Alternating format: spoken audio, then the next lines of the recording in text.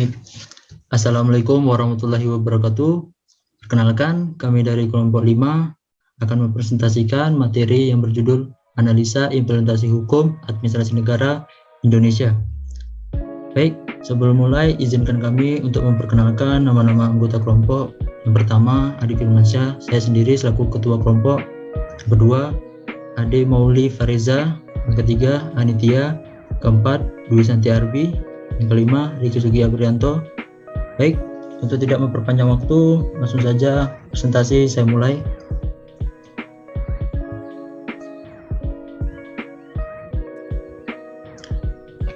Pengertian implementasi. Implementasi adalah suatu rangkaian kegiatan yang dilakukan dalam kelompok-kelompok pemerintahan dalam rangka kepada dapat mengantarkan kebijakan tersebut rakyat sehingga akan membawa hasil yang diharapkan. Dalam pelaksanaan implementasi adalah beberapa faktor penghambat yang memungkinkan banyaknya penolakan dari masyarakat, warga, namun ada beberapa cara-cara yang akan diupayakan oleh pemerintah dan peraturan negara untuk menghadapi setiap hambatan tersebut. Semua tindakan pemerintah harusnya berdasarkan hukum, langkah-langkah yang dapat diambil pemerintah dalam melaksanakan kebijakan melalui hukum tata usaha negara. Peraturan perundang-undangan adalah sarana untuk menegakkan ketertiban umum, kebijakan valid jika didukung oleh badan tepat baik dalam pengembangan maupun implementasinya. Asas legalitas digunakan dalam bidang hukum administrasi dan berarti pemerintahan tunduk pada hukum. Sebuah organisasi yang diharapkan untuk mendukung implementasi regulasi untuk menegakkan hukum yang tepat harus didukung oleh badan yang tepat sehingga tidak mengganggu penegakannya. Warga negara baik objek penegakan memiliki pengakuan aturan dalam sosial, kepatuhan hukum, dan perilaku masyarakat sebagaimana disyaratkan oleh hukum. Baik, materi selanjutnya, pelaksanaan tindakan pemerintah tidak dijalankan sendiri pemerintahan, melainkan dijalankan juga oleh beberapa pihak-pihak lain atau bahkan pihak swasta yang diberikan kewenangan untuk menjalankan urusan pemerintahan dalam kerangka hubungan kerjasama. Tindakan pemerintah tersebut dapat dilakukan pada bermacam cara, yaitu yang pertama, yang bertindak merupakan administrasi negara itu sendiri. Yang kedua, yang bertindak merupakan subjek aturan lain yang tidak termasuk dalam administrasi negara dan memiliki hubungan istimewa ataupun hubungan yang biasa tidak memerintah. Ketiga, yang tidak merupakan subjek aturan lain yang tidak termasuk administrasi negara dan menjalani pekerjaannya yang sesuai izin yang diberikan oleh kewenangan pemerintah. Yang keempat, yang bertindak ialah subjek aturan yang bukan lain adalah masuknya administrasi negara dari diberikan bantuan oleh pemerintah. Baik, materi selanjutnya akan disampaikan pada rekan saya, kepada Bang Ade, kami persilakan. Baiklah, untuk materi hukum administrasi negara dapat kita ketahui bersama bahwa hukum administrasi negara ini merupakan sebuah cabang dari ilmu hukum yang dimana mempelajari mengenai tindakan-tindakan di dalam menyelenggarakan sebuah negara. Hukum ini juga dikenal sebagai hukum tata usaha negara atau juga hukum tata pemerintah. Baiklah, untuk pengertian dan istilah hukum administrasi negara ini dapat kita ketahui dari sejarah hukum administrasi negara di berbagai negara. Contohnya saja di Belanda dikenal dengan istilah administrative rights atau Bestuurrecht yang berarti lingkungan kekuasaan atau administrasi parlementer dan non-yudisial. Untuk di Perancis, istilah ini disebut dengan droit administratif. Kemudian di Inggris disebut dengan administrative law, di Jerman disebut dengan Verwaltungsrecht, dan di Indonesia sendiri ini memiliki banyak istilah untuk proses ini. Menurut E. Utrecht dalam bukunya yang berjudul Pengantar Hukum Tata Negara, menggunakan istilah hukum tata negara Indonesia pada edisi pertama, hukum administrasi Indonesia pada edisi kedua, dan juga hukum administrasi Indonesia pada edisi ketiga. Nah, pada dasarnya mengingat hukum tata negara sangat luas dan dikembangkan lebih lanjut ke arah pengelolaan atau organisasi nasional, di sini memberikan definisi hukum tata negara, suatu definisi yang dapat diterima oleh semua pihak adalah sangat sulit. Utrecht mengatakan Undang-Undang Tata Usaha Negara bertujuan untuk menyelidiki hubungan hukum khusus yang ada untuk memungkinkan pejabat pemerintah negara bagian untuk melakukan tugasnya dengan persyaratan tertentu. Dari pengertian di atas, jelaslah bahwa bidang hukum tata usaha negara ini sangat beragam dan memiliki banyak jenis yang berbeda-beda. Pemerintah adalah penyelenggara negara, dan penyelenggara negara ini adalah semua jabatan negara dan negara yang memiliki misi dan wewenang kebijakan. Yang dilakukan oleh pemerintah adalah tanggung jawab negara dan juga tanggung jawab sarana pemerintah. Dari sini dapat kita simpulkan bahwa hukum tata usaha negara merupakan undang-undang yang mengatur tentang pemerintahan atau badan administrasi dalam hal kedudukan, kewajiban, fungsi, dan juga kekuasaannya sebagai penyelenggara negara. Kemudian untuk poin selanjutnya yaitu ruang lingkup dalam implementasi hukum administrasi negara di Indonesia. Hukum administrasi negara merupakan suatu kebijakan hukum tentang pengendalian oleh kekuasaan administrasi serta pengawasannya terhadap penguasa-penguasa administrasi tersebut. Sebagai hukum akibat dari kreasi administrasi negara, maka hukum administrasi negara adalah hukum yang menjadi panduan atau juga jalan dalam menyelenggarakan suatu perundang-undangan yang telah berlaku. Dengan mencermati berbagai aspek kekuasaan dan kebijakan eksekutif Indonesia, hanya ada satu tangan, yaitu pada presiden yang merupakan hal ini sudah dijelaskan di dalam Undang-Undang Dasar 1945. Baiklah, untuk poin selanjutnya akan disampaikan oleh rekan saya. Selanjutnya, menurut Profesor Prayudi Atmosudirjo, terdapat dua bagian, yaitu dinamakan hukum administrasi negara heteronom dan hukum administrasi negara otonom, yang mana memiliki arti luas meliputi yang pertama yaitu hukum tata pemerintahan, yaitu suatu kebijakan aturan dengan tata cara pelaksanaan undang-undang yang menyangkut kepada pengendalian dengan penggunaan kekuasaan publik. Lalu yang kedua, tata usaha negara, yaitu suatu hukum tentang kearsipan serta dokumentasi, surat menyurat, pendaftaran, penerbitan negara, legalisasi dan publikasi. Secara singkat, hal ini bisa dianggap pula sebagai hukum birokrasi. Yang ketiga, hukum tata pengurusan rumah tangga, intern dan extern. Kebijakan ini dapat diartikan sebagai hukum administrasi dalam arti sempit, yaitu rumah tangga negara adalah keseluruhan daripada hal-hal itu, serta urusan permasalahan yang menjadi tugas, kewajiban, serta fungsi negara sebagai suatu badan organisasi menjadi suatu badan usaha. Yang keempat yaitu hukum administrasi pembangunan untuk mengatur suatu penyelenggaraan pembangunan pada di segala bidang. Lalu yang kelima yaitu ada hukum administrasi lingkungan, yaitu merupakan suatu aturan yang menyangkut mengenai tentang hal analisis dampak-dampak lingkungan sekitar, yaitu pelestarian lingkungan dan yang lain sebagainya. Lalu, penerapan hukum administrasi negara itu sendiri sangat tegas dan mempunyai kebijakan aturannya sendiri, yang mana hal ini bertujuan supaya agar terciptanya ketertiban pada kehidupan bermasyarakat. Adapun aturan hukum administrasi negara menurut Nikolai dan komplotan lembaga pidana administrasi adalah sebagai berikut. Yang pertama yaitu pengawasan, bahwa organ pemerintahan bisa melaksanakan kewajiban yang sesuai dengan ketaatannya berdasarkan undang-undang yang telah ditetapkan secara tertulis, serta pengawasan terhadap keputusan yang meletakkan kewajibannya pada individu.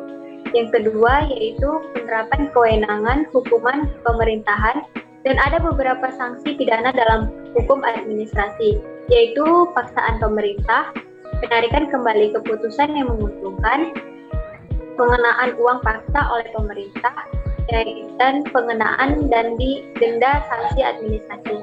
Lalu yang ketiga yaitu penyelenggaraan administrasi negara yang dilihat dari segi aturan administrasi negara dari Undang-Undang Nomor 28 Tahun 1999 perihal penyelenggaraan negara yang bersih serta bebas dari korupsi, kolusi, dan nepotisme. Yang dimaksud dengan aparat pemerintah atau penyelenggaraan administrasi negara yang baik artinya aparat pemerintah yang adil pada melaksanakan tugasnya, yaitu aparat yang tak melakukan diskriminasi penduduk antara penduduk kaya dan yang tidak kaya. Lalu materi selanjutnya akan dibacakan oleh Dwi.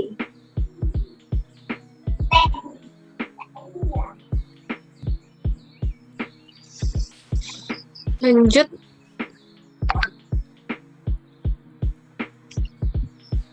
Selanjutnya, hukum administrasi negara ini berupa peraturan yang mengatur serta mengikat para penyelenggara tugas-tugas umum pemerintahan yang lebih besar ataupun kurang. Adanya dua pilihan yang secara langsung melalui pengembangan kebijakan publik atau implementasi dalam bentuk program seperti yang diminta oleh kebijakan tersebut. Kebijakan pada dasarnya akan selalu terbuka luas, kemungkinan pun dapat terjadi. Contohnya, perbedaan pendapat antara apa yang dibutuhkan oleh pembuat kebijakan dengan apa yang dicapainya untuk hasil atau kinerja dari pelaksanaan kebijakan publik. Sederhananya, mengandung resiko untuk gagal. Dari kegagalan kebijakan itu tentu terjadinya karena bermacam-macam hal. Pertama, tidak terimplementasi. Kedua, implementasi yang tidak berhasil.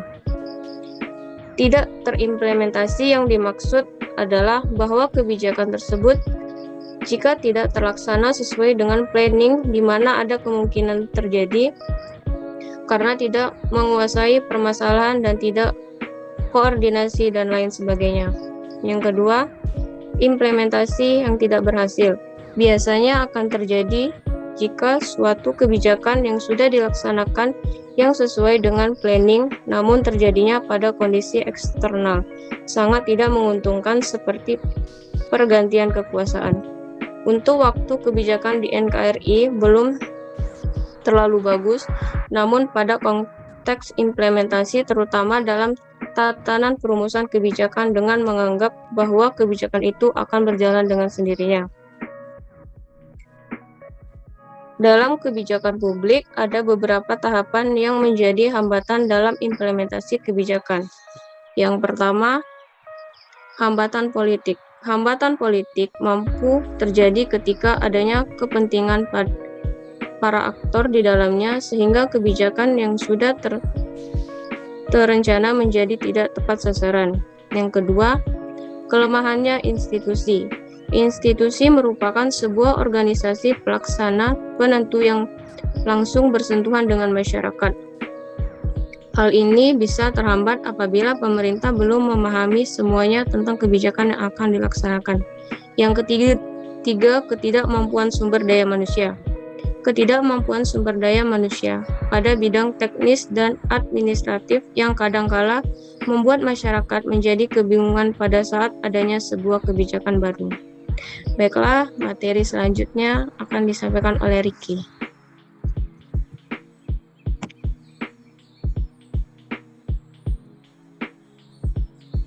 Baik, selanjutnya saya akan menjelaskan apa itu contoh-contoh pelanggaran hukum administrasi negara yang sering terjadi di Indonesia.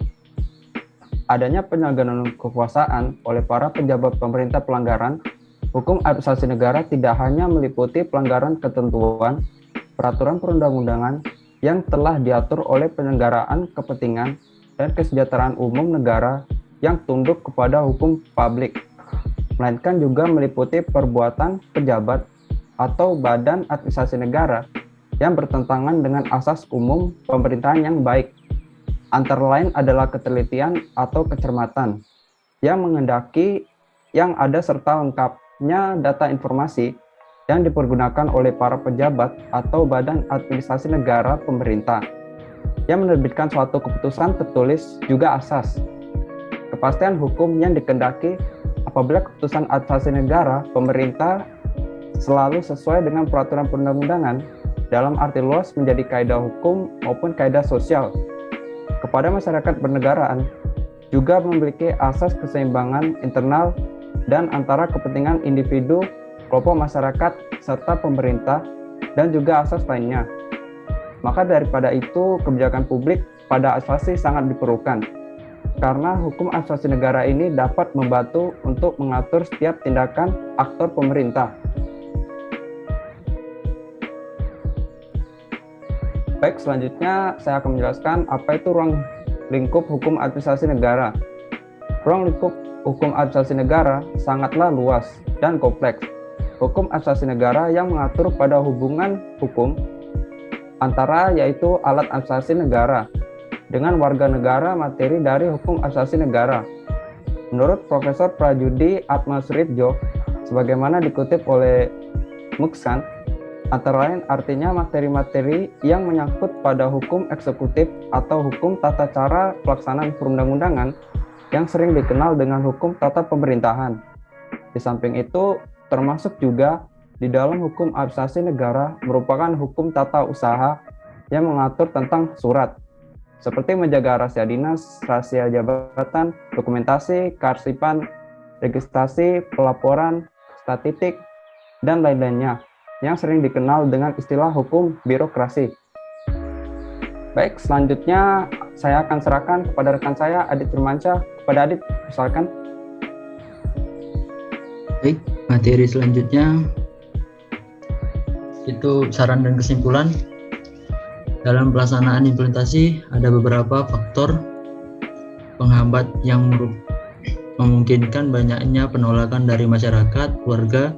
Namun ada beberapa cara-cara yang dapat diupayakan oleh pemerintahan dan aparatur negara untuk menghadapi setiap hambatan tersebut. Semua tindakan pemerintah harus berdasarkan hukum. Langkah-langkah yang dapat diambil pemerintah dalam pelaksanaan kebijakan melalui hukum tata usaha negara, peraturan perundang-undangan adalah sarana untuk menegakkan ketertiban umum. Kebijakan valid jika didukung oleh badan yang tepat, baik dalam pengembangan maupun implementasinya. Asas legalitas digunakan dalam bidang hukum administrasi dan berarti pemerintahan tunduk pada hukum. Sebuah organisasi yang diharapkan dapat mendukung implementasi regulasi untuk menegakkan hukum yang tepat harus didukung oleh badan-badan yang tepat sehingga tidak mengganggu penegakannya. Warga negara sebagai objek penegakan memiliki laku aturan dalam sosial, kepatuhan hukum, dan perilaku masyarakat sebagaimana persyaratan oleh hukum.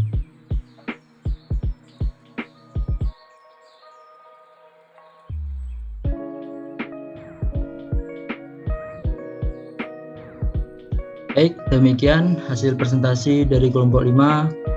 Saya selaku ketua kelompok mewakili rekan-rekan meminta maaf atas kesalahan atau kekurangan dari presentasi kami. Kami tutup dengan wabillahi taufiq wal hidayah. Wassalamualaikum warahmatullahi wabarakatuh.